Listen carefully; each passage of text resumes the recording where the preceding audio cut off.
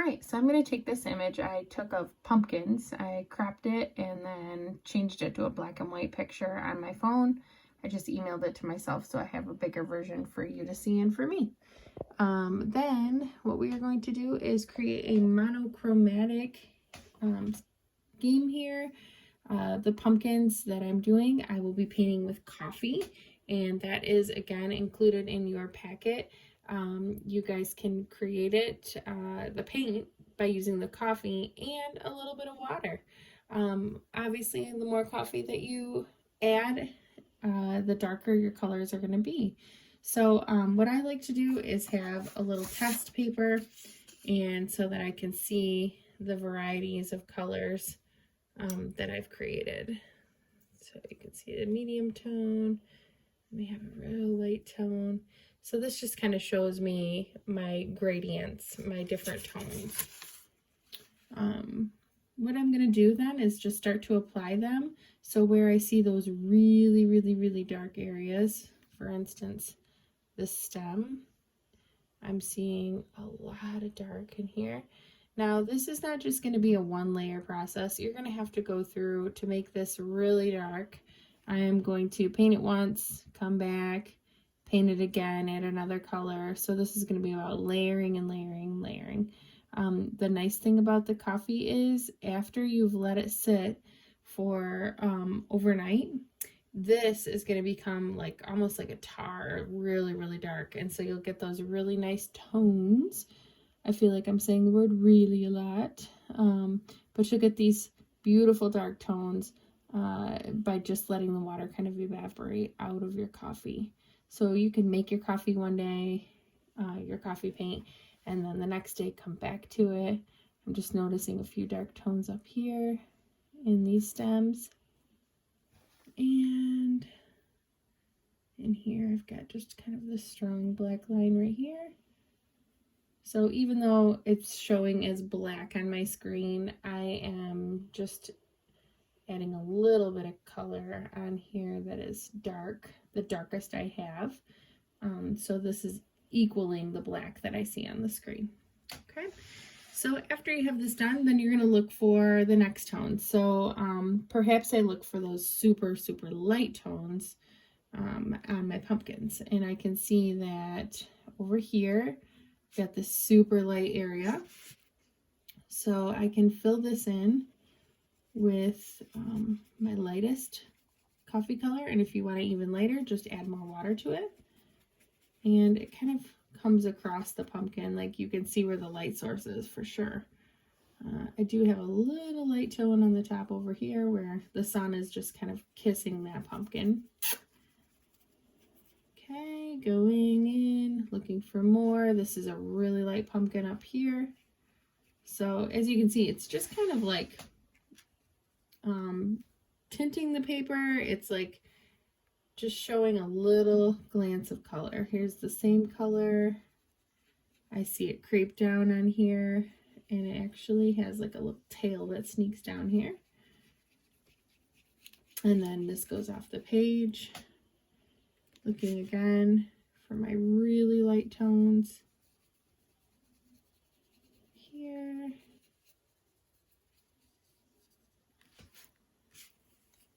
And again here. Here's my light tone.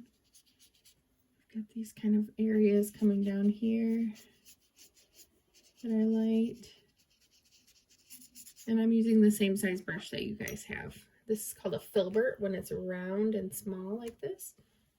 So you're using a filbert brush and coffee. If you don't want to use coffee, I am going to demonstrate today in the class meeting how to use some other materials. So if you're like, no way, I hate the smell of coffee, I don't want to do this, you don't have to. You can use other materials. You can also use paint if you like. If you've got a little bit of watercolor paint or acrylic paint or tempera paint even, craft paint, you can use any of those too. So I've used my light color. I'm going to search now for some medium tones. So that's here. And I'm going to start working those in. So it's just a little bit darker. These are kind of sneaking up into my lights. And again, these aren't going to be super dark, but we can go through and add another layer after it dries a little bit. So one bad thing about this paper is that once you start working the paper over and over and over again, it's going to want to start to like pill up. And that's sort of an annoyance of, you know, paper, but it's made with pulp. So every time that we get it wet, it wants to kind of fall apart. The pulp wants to escape the paper. So we're just going to go over an area, let it dry, come back to it.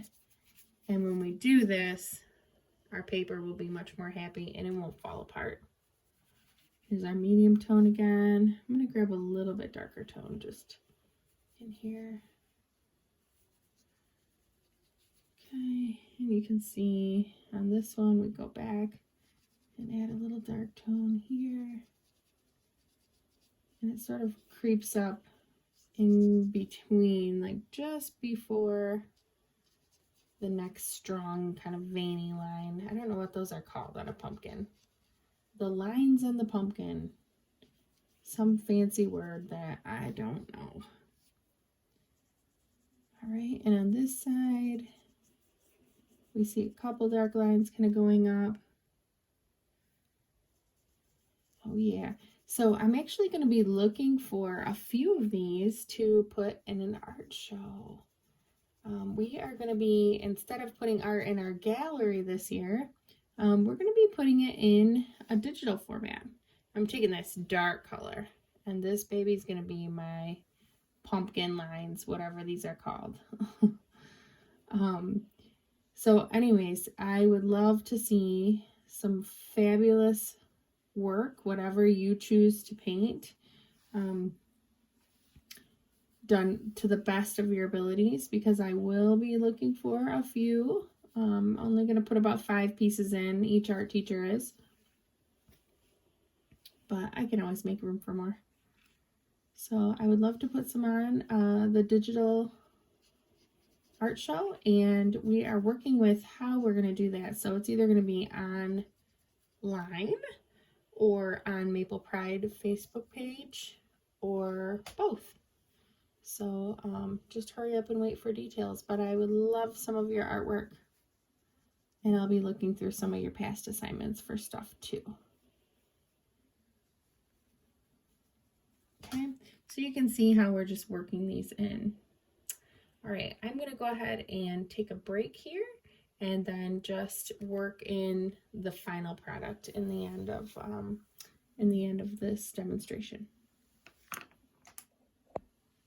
All right, so I have my first big layer down. The only thing I need to really do is wait a day or so until my color evaporates a little bit and I have a very thick, dark coffee.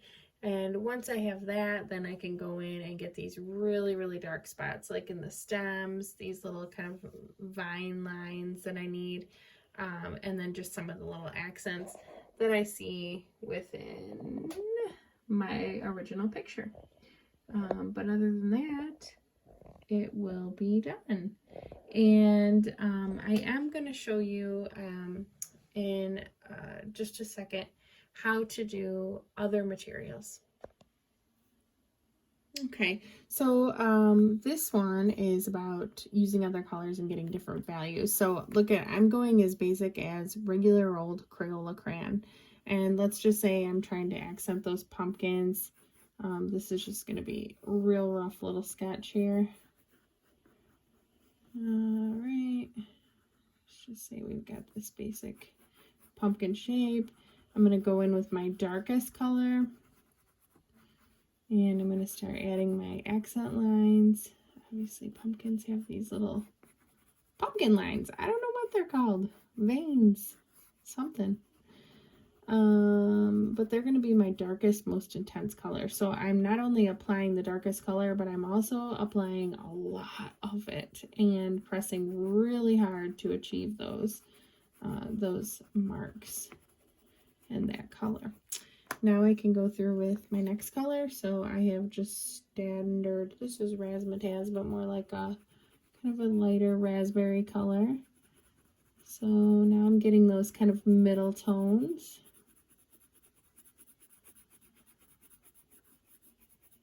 And then lastly, I can go in with my lightest, and this is like a crimson kind of color.